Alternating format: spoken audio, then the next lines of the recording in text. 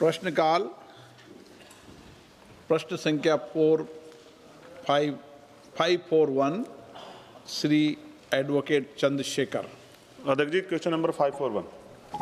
माननीय मंत्री महोदय। अध्यक्ष महोदय, विवरण सभा पटल पर रख दिया गया।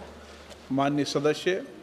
अध्यक्ष जी, प्राइवेट कंपनियां कहती हैं पहले इस्तेमाल करो फिर विश्वास करो, और हमारी भाजपा के नेतृत्व वाली एनडीए सरकार भी पहले स्मार्ट मीटर के नाम पर उपभोक्ताओं से कह रही है पहले भुगतान दो फिर बिजली लो।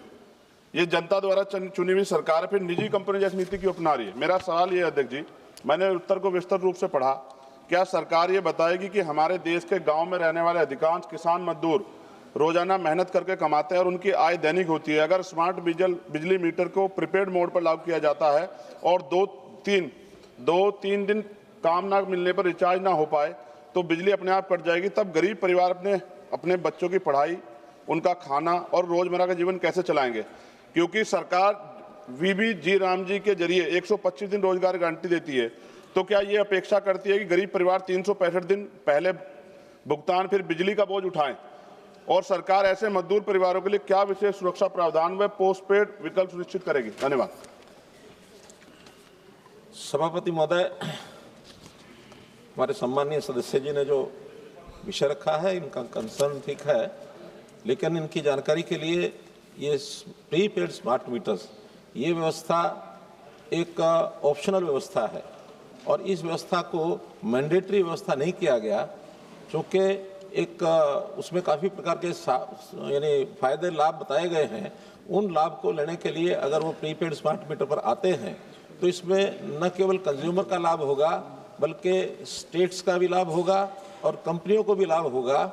इतना ही है कि पहले वो सिक्योरिटी जमा करा करके अपना कनेक्शन लेता है और वो 2 महीने का या 1 महीने का जो बिलिंग साइकिल है उसकी सिक्योरिटी जमा रखता है, लेकिन अगर प्रीपेड पर आता है तो वो सिक्योरिटी को वापस लेकर के उसी को प्रीपेड में अगर डाल करके साथ साथ लेता रहता है तो उसमें कहीं कठिनाई नहीं है।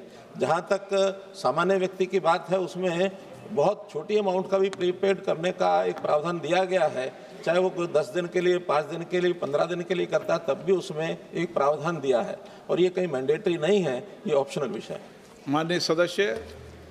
अध्यक्ष जी, 2022 का विनियम एक्ट इसे अनिवार्य करता है, ये स्पष्ट विरोधाभास है। मंत्री जी को इसकी तरफ ध्यान देना चाहिए। मेरा दूसरा सवाल ये है सर, पश्चिमी एशियाई संकट के कारण ईंधन की किल्लत बढ़ रही है और शहरी क्षेत्रों में इंडक्शन चूल्हा लोगों के लिए भोजन का प्रमुख साधन बनता जा रहा है। ऐसे में यदि प्रीपेड स्मार्ट मीटर के कारण रिचार्ज ना होने पर बिजली कट जाती है तो लोगों के सामने भोजन का संकट खड़ा हो जाएगा। क्या यह सरकार इस स्थिति को देखते हुए न्यूनतम बिजली आपूर्ति गैस पीरियड या पोस्टपेड विकल्प सुनिश्चित करेगी ताकि कोई भी परिवार भूख और अंधेरे का शिकार ना हो? धन्यवाद। अध्यक्ष महोदय, पहले तो ये मैंने बताया कि ऑप्शनल है और फिर भी एक प्रावधान ये डाला गया है कि जो भी नोटिफिकेशन है प्रीपेड का, उसमें यदि वहाँ का रेगुलेटर है, रेगुलेटर के अधिकार क्षेत्र में है, कहीं लागू करने की अनुमति देनी है कि नहीं देनी है। इसलिए क्योंकि केवल यहाँ से नोटिफिकेशन से ही लागू नहीं होता, अगर होना भी है तो स्टेट का रेगुलेटरी कमीशन, उसको पूरा अधिकार दिया गया है। एक विषय। दूसरा, जहाँ तक ये बात ठीक है कि पश्चिम एशिया के जो विवाद है, जो इस प्रकार का जो चल रहा है, जिसमें हमारी पेट्रोलियम पदार्थ और गैस इसकी सप्लाई कम हो रही है, पहली बात हमारे पेट्रोलियम मंत्री जी ने भी एक विषय अपने सामने रखा है कि कहीं इस प्रकार की कोई कमी नहीं है और पूरी सप्लाई उनकी मिल रही है, दी जा रही है। और उसके बावजूद भी आखिर एक जैसा कहावत है कि let us hope for the best and be prepared for the worst also. तो हम लोगों ने सरकार के नाते में एक विषय आपके सामने बता रहा हूं कि जो LPG कनेक्शंस हैं उनको PNG कनेक्शंस जहां जहां लाइन बिछी है उस लाइन के हिसाब से उनको कनेक्शन का एक प्रावधान भी है, तो उसको बहुत तेज़ी से बढ़ाया जा रहा है ताकि लोग PNG पर आएँ। PNG सुलभ है LPG से भी। जहाँ तक इलेक्ट्रिसिटी का विषय है, वो जो इलेक्ट्रिक यूटेंसिल्स ई कुकिंग के माध्यम से जो लोग आते हैं उनको पर्याप्त बिजली ये मिलती है, उसमें कहीं कोई कठिनाई नहीं है। आज बिजली हमारी 24 घंटे, 23 घंटे, 22 घंटे की बिजली सब मिलती है।